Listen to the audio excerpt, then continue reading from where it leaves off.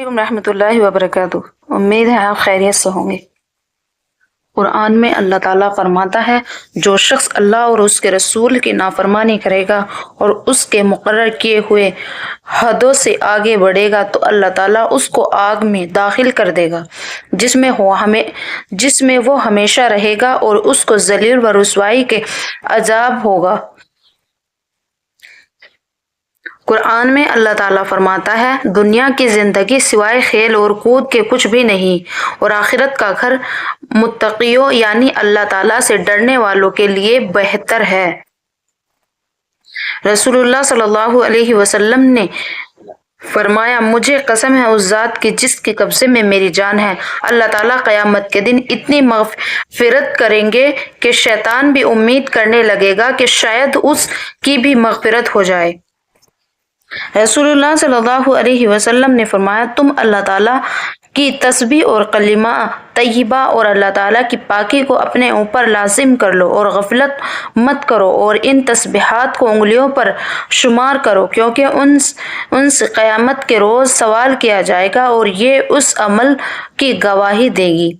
अल्लाह ताला ने सूरजमुखी के फूल के अंदर एहसास व शऊर की अजीब सलाहियत रखी है। सूरज की किरणें के साथ उसके फूल का रुख भी बदलता रहता है। जब सुबह के वक्त सूरज निकलता है तो उसका रुख मशरिक की तरफ होता है और दोपहर के वक्त उसका रुख सीधा आसमान की तरफ हो जाता है, यहाँ तक कि सूरज गुरूब होते वक्त बिल्कुल मगरिब की तरफ घूम जाता है। सूरज की श्याओं के साथ उस फूल को भी कौन घुमाता है? बेशक अल्लाह ताला ही ने अपनी कुदरत से इन नर्म व नाजुक फूल के अंदर सूरज की गर्दिश के साथ अपना रुख बदलने की सलाहियत पैदा फरमाई है। रसूलुल्लाह सल्लल्लाहु अलैहि वसल्लम ने फरमाया, जब तक कोई बंदा इन चार बातों पर ईमान न लाए मोमिन नहीं हो सकता। एक, उस बात की गवाही दे कि अल्लाह के अलावा कोई इबादत के लायक नहीं।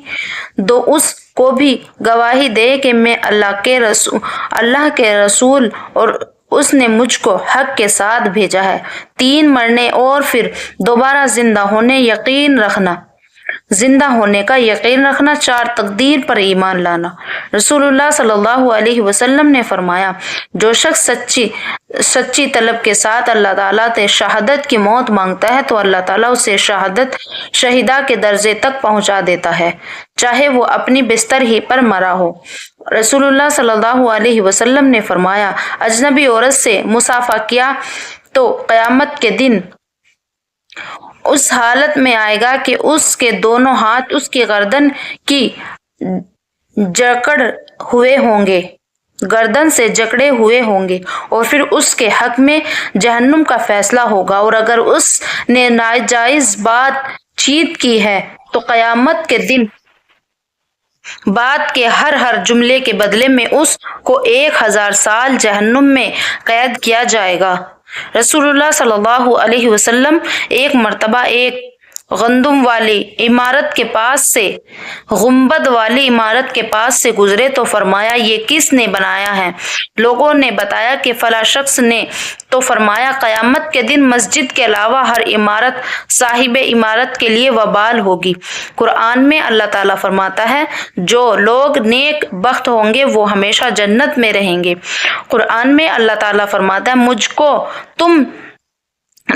तुम नेमतों पर याद करो, मैं तुमको याद रखूंगा, और मेरी एहसानात का शुक्रिया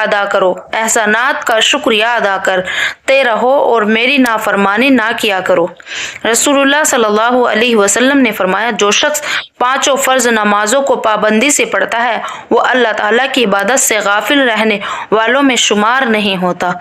रसूलुल्लाह सल्लल्लाहु अलैहि वसल्लम ने फरमाया, जब तुम रात में कुत्ते की आवाज और गधे की चीख सुनो तो औज़ बिल्लाहि मिनश शैतानिर रजीम पढ़ लो, इसलिए कि ये इन शैतानों को देखते हैं जिन्हें तुम नहीं देख सकते। वीडियो को लाइक करें, शेयर करें और कमेंट करें। अस्सलामु अलैकुम रहमतुल्लाहि व बरकातुहू।